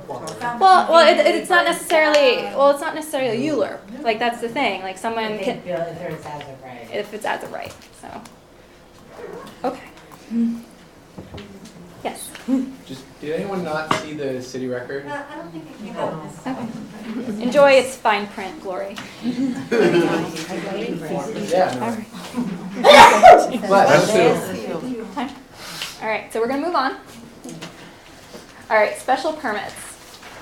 Why do we have special permits? We have special permits for that 10%. We have special permits for the weird, the unique, those items that are so large, or the drafters of the zoning resolution in the 1960s and subsequent amendments realized we need extra attention to this particular thing. A good example of we always need extra attention to arenas or auditoriums. That is something that automatically is going to have more of a impact. So that is something that can only occur through special permit. We have special permits to help incentivize the revitalization of neighborhoods. That's where 74-711s came from. It was about Soho. You had this amazing historic district.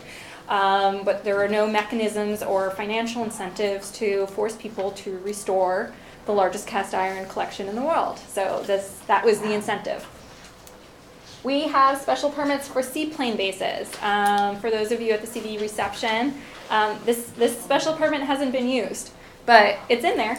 There's 400 some odd discretionary actions in the zoning resolution, and about a third of those are special permits, whether they're in special districts or for these use or bulk changes. This one over here, this is the MoMA Hines building that went up on 53rd Street.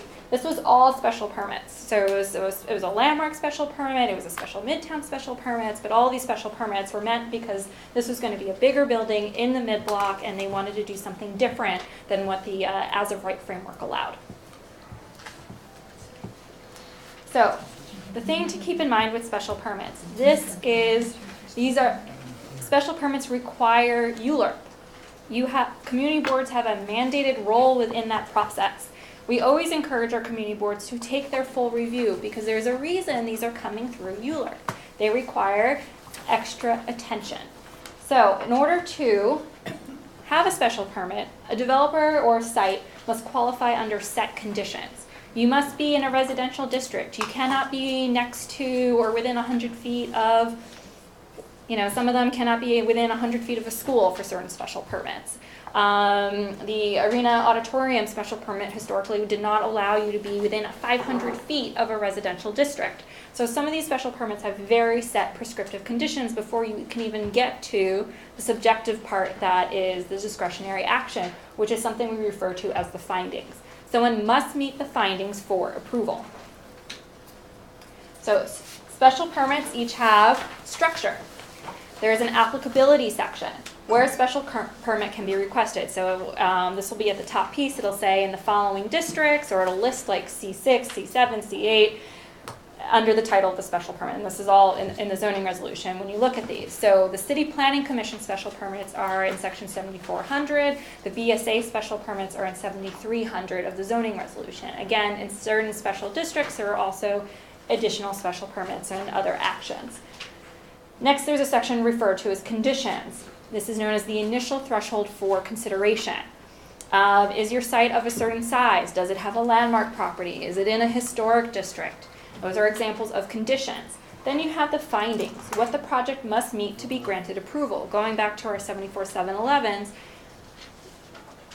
one of the findings is, do you have a continuing maintenance program, and are you serving a preservation purpose? That is a finding. A typical finding that we see for a lot of the bulk changes, or say someone's requesting a different height or setback requirement for their particular development, is this harmonious? And it may not even say harmonious. It'll say, does this meet the scale of the neighborhood? How does does it adversely impact the streetscape? These are all phrases you'll see in this findings section. And this is really where it's important for the community board to weigh in. You know your communities and your neighborhoods best. You live there, you work there. So you know, looking at a building, does this fit in with what I think of and what I know to be the built context? So we're just going to save all questions to the end. We're running low on time. All right, so community board comments. How you can be the most effective when you're reviewing special permits. Consider the draft scope. So in Land Use 101, I'm sure my colleagues emphasized the importance of reading the scoping documents, attending the scoping hearings, and commenting if something was missed. So the draft scope sets the parameters for the special permit. Once the scope is set, you cannot go beyond that. You can always constrict something or contract something, but you can't go beyond that. So on the off chance you actually want the building taller, maybe you do. You cannot do that under the special permit. That would be considered an out-of-scope change. Another out-of-scope change would be considered, say you want more parking. Say you do want more parking. If the parking maximum has already been maxed out under like what's required, you cannot increase that number. You can make it less. Say you want to add more curb cuts, or you want to change the travel lanes for the special for that parking garage that you're reviewing.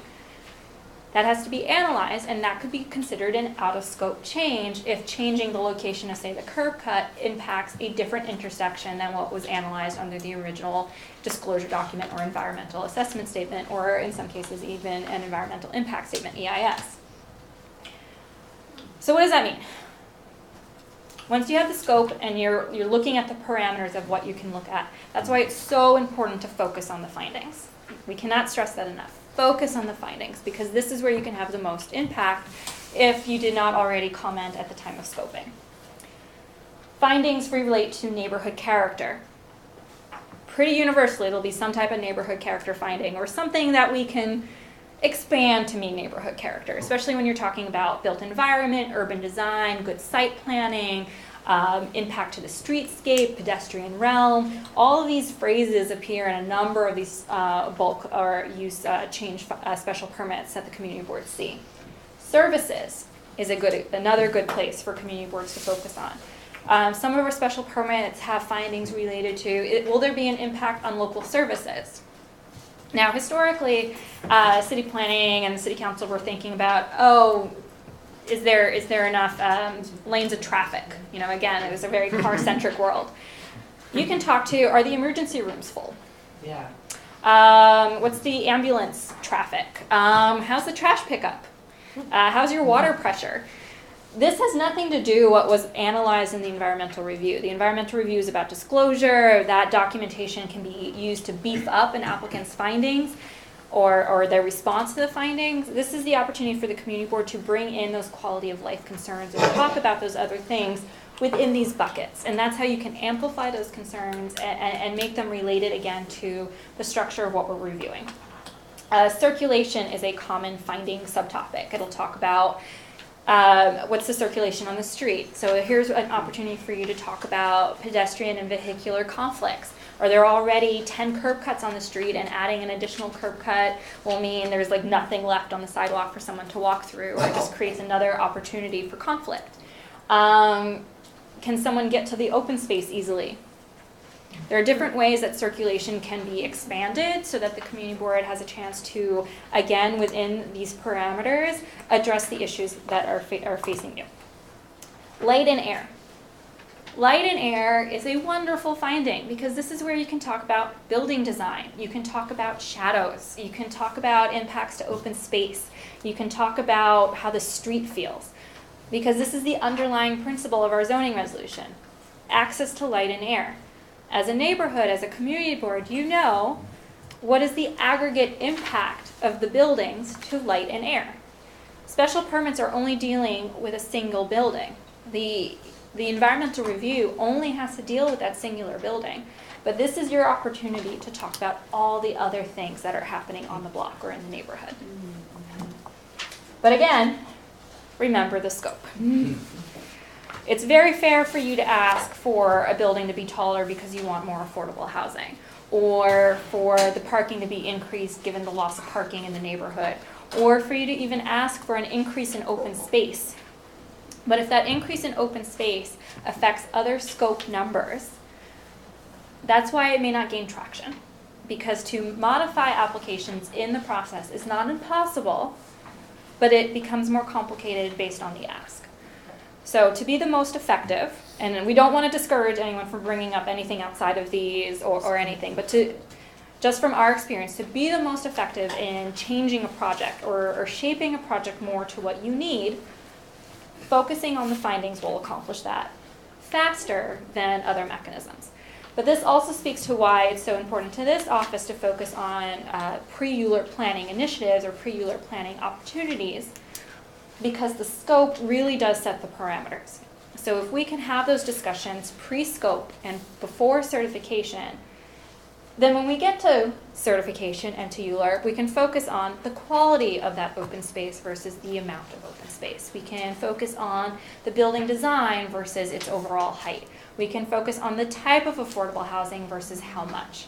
All of those things play into scope. All right, so we're going to do a case study. We're going to look at 7441 for a special permit for arenas, auditoriums, stadiums, or trade expositions. That is the title. The applicability, C4, C6, C7, C8, M1, M2, and M3 districts. Here are the conditions. The City Planning Commission may permit arenas, auditoriums, or stadiums with a capacity in excess of 2,500 seats, or trade expositions with a rated capacity in excess of 2,500 persons, provided the following finding. So this is the condition. It's just saying the City Planning Commission can do this if it's 2,500 seats or more. That's the condition. Pretty easy condition. Here are the findings.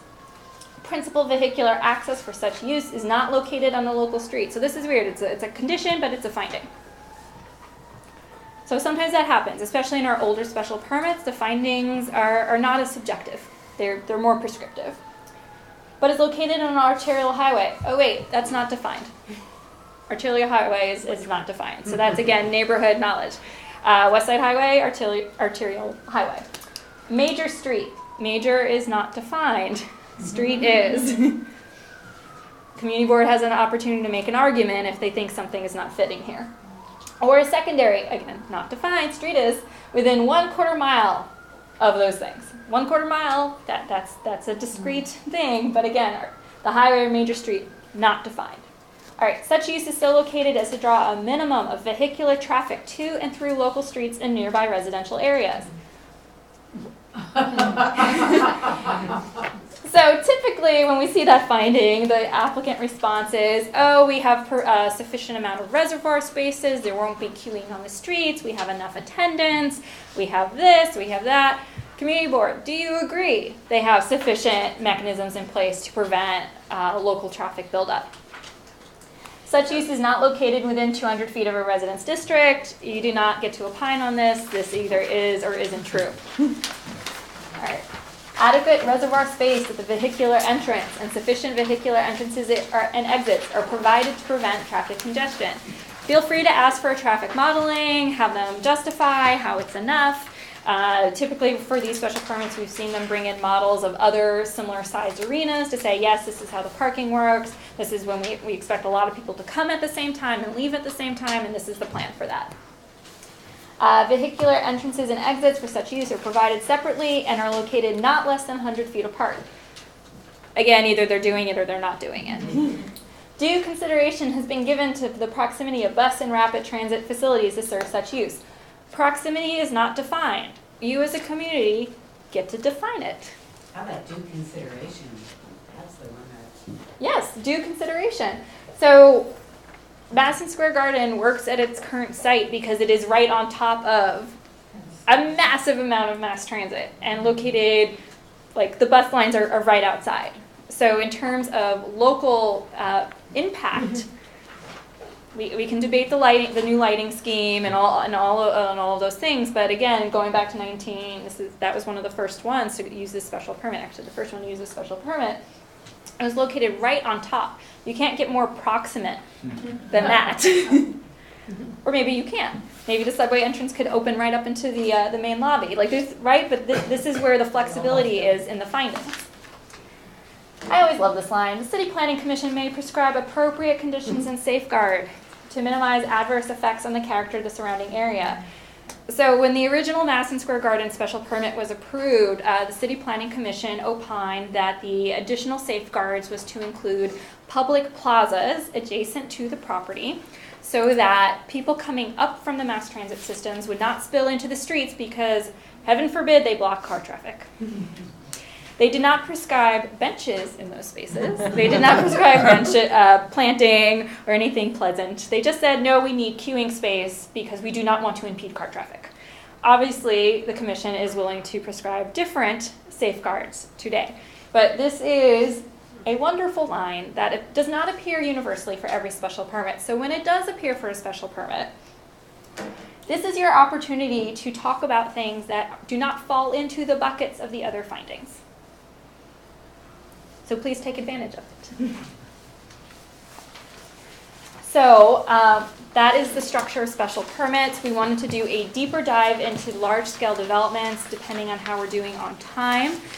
Again, since the Borough of Manhattan carries the lion's shares of these particular types of special permits. But before I move on. Yeah, very quick. So, but those findings, it's really done with an environmental impact assessment by the applicant. This is the problem we've come upon in our community boards. And then with one specific thing, the Armory on Park Avenue at 67th Street, which the Economic Development Corporation sort of superseded everybody, and I think it's partially owned by the state, the land is owned by the state, et cetera, et cetera. That development actually violates absolutely everything. Everything, including the signage, violates the zoning, violates everything. And the truth is, we heard it many, many, many times at the community board. We had lots of commentary. It was all to no avail. And I find that with the environmental impact assessments that are given to us, they're very self-serving. They're made by the developers. Yeah. And we really have been very unsuccessful in challenging any of it. Well, I think that's why it's important to take advantage of the opportunities there are there for public comment. I'm not saying it's always successful. We don't want to come in here and say, listen to everything we have to say for an hour or 3, but it's not going to go anywhere. There are opportunities for public comment. The more focused and technical expertise that and tools we can give to our community board members, we feel that increases our opportunities for greater impact and change to these. Again, environmental review, it's disclosure. And it doesn't always match up with the findings. But what about taking the EIA and the EIS out of the hands of the I'll call it the developer? I mean, shouldn't that be done by an outside impartial agent? Well, that's why a number of city agents. Is there any movement to do that? That is an entire different conversation than today. The city agencies have responsibilities to review particular chapters. We can, again, talk an hour just on how that creates disjointed review. Right now, the onus is on the developer or the private applicant to fulfill these disclosure requirements. There's a very thick manual of everything they're supposed to do. Is that manual prescriptive enough? In our opinion, no. We've brought this up on a number of our own ULURP recommendations that it doesn't take a more holistic look at what's going on in a neighborhood because it's so individually site-focused. That is a problem. One of the things we're exploring as part of the East Harlem Neighborhood Plan is how do we supplement the existing rules in a way that doesn't necessarily supersede them, since that conversation was a non-starter within the time frame we're given to move forward, but how do we supplement it to look at things like health impacts and psychological impacts to a neighborhood if there's too much development or not enough economic opportunity, or when you have the asthma rates so high like you have them, like what do you do about that? Or if you have a particularly at-risk community or subset of that community, what type of housing do you need? There's lots of different ways to tease that out. All of that right now is not legally baked into the city or state's process. And then when you have a state property, they don't have to follow local zoning laws because they're the state. So that, with the armory, that's like a whole nother layer of how can we respond to this, how can we not respond to this. It's important that the community did respond. I can't say how many times it happens throughout the city that the state comes in, or the city comes in, or a private entity comes in, and the community boards do not take advantage of the opportunities to respond. So everyone thinks everything's okay. We know it's not okay, but if the community boards aren't engaged, that doesn't help anyone. Yes? So the approach for what you laid out here with respect to focusing on findings, I think is directly applicable to specific projects in our district currently. One of which would be the delivery process that's about to happen with Whole Foods coming to Central Harlem and the traffic impact that will have. So I wanted to maybe speak to you about how I would formulate the language for, it's a simple changing of a regulatory sign. But however, the impact of the traffic on the the impact of the delivery on local traffic is not really being addressed at all in a real comprehensive. So if anyone has any particular project-specific or particular like ULURP applications currently before the board, our last slide are the emails of the entire land use division. So everyone's assigned a particular board. You're more than welcome to email me as well. And we'll help work through that because that's what we're here for. We're here as technical resources. So I just want to make sure there wasn't any in that corner. Okay, yes. And then. So, I mean, this is kind of building on that, and it's kind of a broader question. I know that there are a lot of different steps, and it kind of depends on what you're doing, but when we try and see something going on and we respond to something, let's say something in the scoping, and I had always kind of been taught that if something is mentioned in your response to the scope, like if there's a scoping question, that has to be addressed in the EIS or the draft EIS. So the way it can be addressed is they'll have like an appendix and say, please refer to transportation chapter. Right. So it may not be right. Like so the response may not be as fine grained as you need it to be. And again, it's because this is a separate discussion in terms of if we're not happy with what CEQR is requiring folks to analyze or what the minimum requirements are, then we have to change the CEQR process and we have to change the CEQR requirements. That's very different than how do we respond to the current framework today. Well, I guess the thing is like we're following your suggestions, and they say, okay, like you say, like see Appendix H, you know, and it's like, well, wait a minute, that's not really an answer to. And that's why communities file Article 78. But if Jim asked if I said that, I didn't. No, but that's. We can't fix everything, every project. All our office can do is provide more technical skills and the vocabulary so that within the framework you have, you can be more effective. I don't want to discourage anyone, but we should continue to talk about the framework and how there's a problem with the CEQR analysis, and we should continue to talk about those things. But again, the purpose of today's session and our limited time today was how can we be most effective within the existing framework. So are there ways to talk, I mean, because sometimes there are specific departments that have particular relevancy to an issue. So they may not be the ones issuing the EAS or the EIS, but their findings and their response to that are really important. Are there ways that we can kind of put a little more pressure on them to be a little bit more, give a little more detail? Going back to scoping, the scoping hearing, that is the community boards or any public member or any public resident of the borough, that is your best opportunity to specifically call out an agency and say, I want you to look at X. So for the Department of Transportation, you're responsible to review a transportation chapter for, say, a neighborhood rezoning. I want you to look at the following 10 intersections. Say EDC is sponsoring a project or a redevelopment of a city-owned site, and they're the lead, again, they're the lead agency, but they're still supposed to confer with other agencies. You can, at the scoping hearing, you can say, I need you to look at the following. But you know, the problem is that at the scoping hearing, they say, well, we're still scoping, like, we don't really know yet. So, you know, we're not dealing with that level of specificity. That's right? at scoping, but by the time they issue the final document, they're supposed to have addressed that. If you don't go to scoping and you don't raise the issue, then you have no I recourse. just feel like that's not the problem that we're having, you know. We're gonna move on. Yes or no answer. In the future, do you foresee an environmental impact department?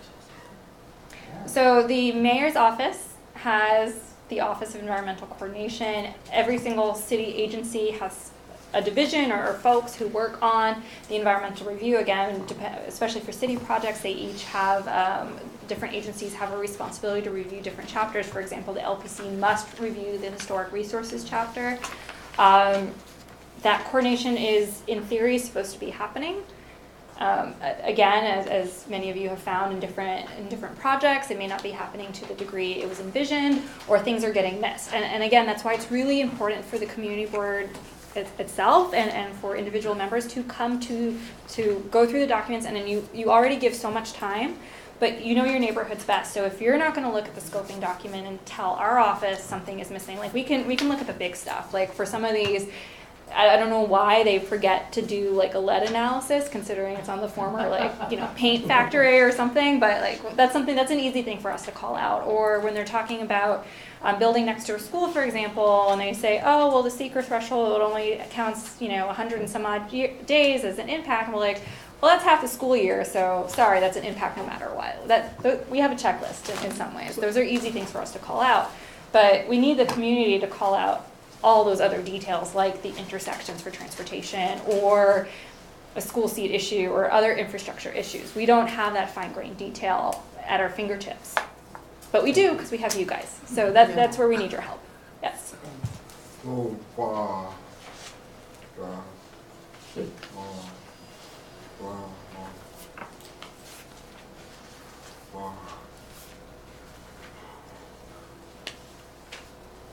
Oh, okay. Oh, you're talking about the 57th Street, the Armory? Why that was a state property, and that they were able to seize that property? So they're not applicable. They're not subject to these rules. So if the state owns property and chooses to move forward with a development on that property, they may do so without deference to local zoning. Supersedes. Yeah, it supersedes. It's like 7 minutes. Yeah. Right, federal can go ahead and do that as well. Yeah. Yeah. All right, yes. Has the CEQR, Sorry. Right, you're good. okay. So has the CEQR issue come before Borough Board? Is that something that community boards can pass resolutions on? Sure, that would be great. And then bring it to Borough Board and talking about it Yes, for years? everyone free in August? That would be a really good No, that would be great, because I mean we've looked at it piecemeal, and like I said, we have like a couple of things that we know are at the top of our wish list, and we're more effective in advocating for things when our community boards are asking for those same items. Talk to us about this, yeah. Yeah, no, that's a great idea. Yeah. And Aldrin's here, so we can do that. Great. Yep. So I'd like us to keep moving because we're almost done. And I don't know what time it is, but we're almost okay. What is a large-scale development? So the reason I always like to spend a little time on what large scales are is, again, Manhattan is home to the lion's share of large-scale developments. Large-scale developments are actually a map coinciding with a number of NYCHA developments within the borough. It applies to a number of our large institutional uses and to some of our larger residential complexes. So there's 3 types, and that's residential, general, and community facility. These 3 types are defined in the zoning resolution in section 1210 in the definition section. There's requirements for a minimum area. It's in acres, which is not the most like logical sense, but that's what it was written in, was acres. Use and ownership. It allows for greater site plan control while permitting more types of waivers. So what does that mean? It allows for the distribution of floor area in between zoning districts if the large scale is split. It allows for multiple zoning lots across the street from each other. So it doesn't necessarily need to be adjacent parcels as long as they're proximate parcels. They're allowed to be separated from a street, for example. Waivers in terms of location of uses within buildings and next to buildings. It allows for greater flexibility in all that laundry list of bulk controls, whether it's yards or courts or height or setback. It allows for flexibility for the distance between buildings. It allows a lot of flexibility, but there's a price. It means your site plan is approved and it is recorded in ACRIS. It means you may not deviate from that site plan without going back through some type of review process. So when we talk about greater site plan control, it allows for this amount of flexibility, but then that flexibility, that initial flexibility in planning gets locked into a approved site plan. So let's go through the types. Large-scale general development is established and modified under section 74-743 if you're doing use changes. So again, what I mentioned, say you want to have retail use above a residential use, for example, that's something that's not permitted as of right. You can do that under 74-744 and allows for a mix of uses. A large-scale general development, for example, is the Rudin West Village project that was formerly a community facility, large-scale. It became a large-scale general development. These developments have requirements for good site planning, open space, design, and again, this idea of how does it impact or relate to the neighborhood character. Again, while these give you a lot of flexibility, they're not a blank check to do whatever you want. There are a lot of findings associated with these permits. Large-scale community facility development is governed by Article 7, Chapter 8 in the zoning resolution. These were mapped with our larger institutions. A number of our hospitals have community facility developments, looking at you, Beth Israel, along with some of our major institutions. So the NYU plan came under as a large-scale community facility development. Columbia University's main campus at 116th Street is a large-scale community facility development. Then we have large-scale residential development. So these are the types you would see corresponding with a number of, like the NYCHA campuses, for example, is one of the cleanest examples of where you will see this correlation. These are governed by Article 7, Chapter 9. So again, this was about flexibility in site planning, but once that flexibility from the rules was completed, you had to settle on a site plan that's approved.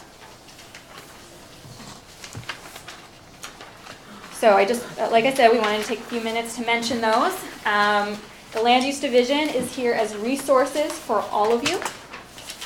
We're here to answer questions. The best bet to ask me a question is through email, just because I never seem to be at my desk nowadays, ever, since I've been here, but that's your best bet. Gail is kind enough to introduce myself and Jim. He's our Director and General Counsel. Again, I'm Basha. I'm also the planner for Community Board 1. Ahmed, I need to update that. He's now our assistant director, so congrats to Ahmed. But he's also the planner for CB6. Erica is our planner for CBs 2, 3, and 8. Jefferson joined us as well, and he is our planner for 4, 5, and 7. And then Lucian, he loves Uptown so much, he is our planner for 9, 10, 11, and 12. So those are your planners. This is our division, and again, we're here to help. We can dive into any of the things I covered today in more detail, and we're happy to hear feedback and develop more of these types of sessions on individual topics.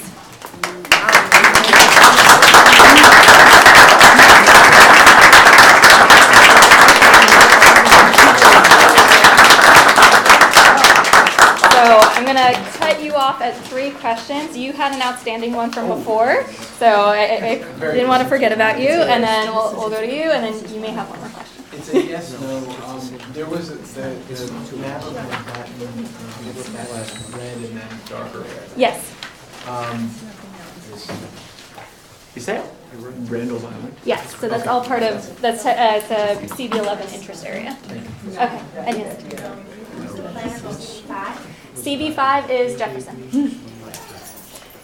And are you, like, if a civic committee board or a committee has kind of a specific issue that we want a little to go into depth on, are you guys like up for coming in? Yes, and we've done that, and send us an invite, preferably more than a month in advance, so that especially like we actually had a request for last night, but we were already doing land use 101, so we couldn't go to the individual committee. Sorry, but I mean we're happy to do that for the community boards. If you're part of a civic organization or block association, we're happy to do those some version of these presentations as well for those groups. Again, we feel we're better serving the community when our community members are employed with the vocabulary we use on a day-to-day basis, so that we can better amplify those concerns. We've taken notes and we'll be rolling out more advanced trainings. I just want to give you guys the opportunity to go across the street, 31 Chambers. Our office is having the Manhattan Pride Dance. So dance away the next hour. It ends at 9 o'clock, so I think there might be food left. So you make your way across the street to the surrogate court, 31 Chambers. The surrogate court, Manhattan Pride Dance. So your thesis, is it possible for you to say? Yeah, of course. Okay. I'd like to read it.